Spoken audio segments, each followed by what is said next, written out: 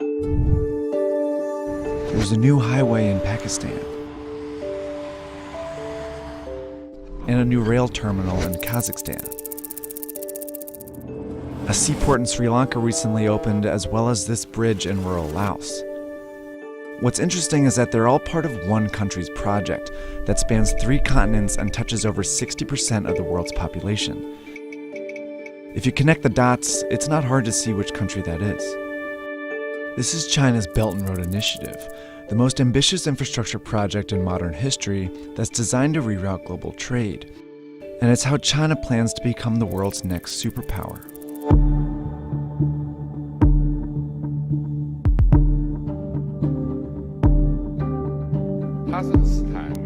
Kazakhstan. It's 2013, and Chinese President Xi Jinping is giving a speech in Kazakhstan, where he mentions the ancient Silk Road, a network of trade routes that spread goods, ideas, and culture across Europe, the Middle East, and China as far back as 200 BC. He then says, "We should take an innovative approach and jointly build an economic belt along the Silk Road." A month later, Xi is in Indonesia.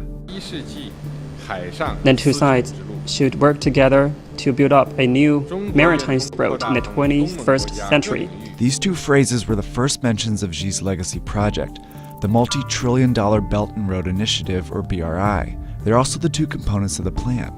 There's an overland economic belt of 6 corridors that serve as new routes to get goods in and out of China, like this railroad connecting China to London, and these gas pipelines from the Caspian Sea to China, and a high-speed train network in Southeast Asia.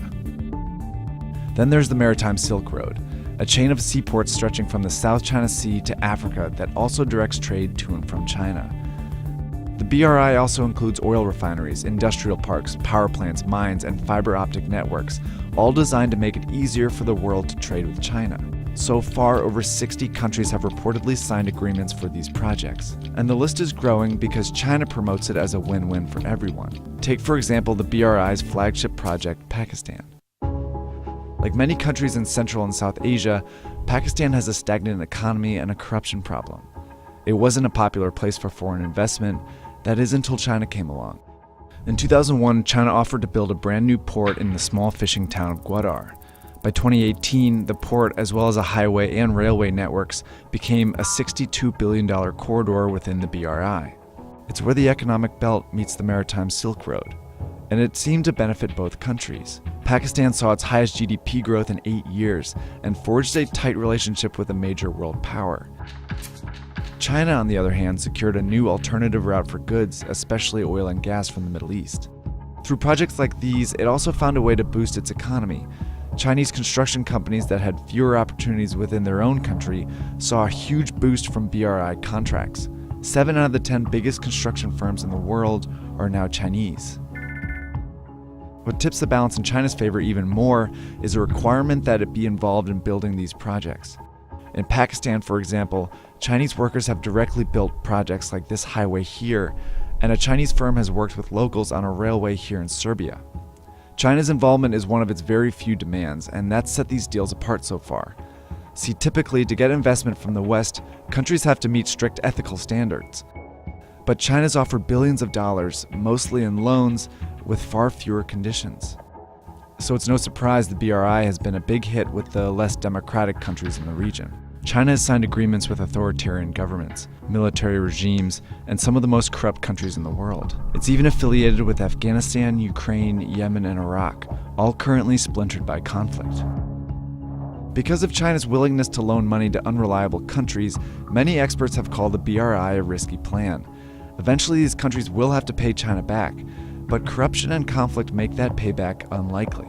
A recent report found that many of the countries indebted to China are very vulnerable, including 8 that are at high risk of being unable to pay. So why does China keep lending?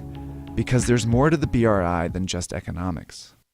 In Sri Lanka, China loaned about $1.5 billion for a new deepwater port. It was a key stop on the Maritime Silk Road. By 2017, it was clear Sri Lanka couldn't pay back the loan, so instead they gave China control of the port as part of a 99-year lease. China also controls the strategic port in Pakistan, where it has a 40-year lease. It's pushing for a similar agreement in Myanmar, and it just opened an actual Chinese naval base in Djibouti. These are all signs of what's been called the string of pearls theory. It predicts that China is trying to establish a string of naval bases in the Indian Ocean that will allow it to station ships and guard shipping routes that move through the region. So while China's not getting its money back, it's still achieving some very important strategic goals. China's growing influence challenges the status of the US, which has been the world's lone superpower for the last several decades. But isolation is trending in the US, meaning that they are investing less and therefore losing influence around the world. The BRI is China's way of leveraging power to become a global leader. By building relationships and taking control of global trade, China's well on its way.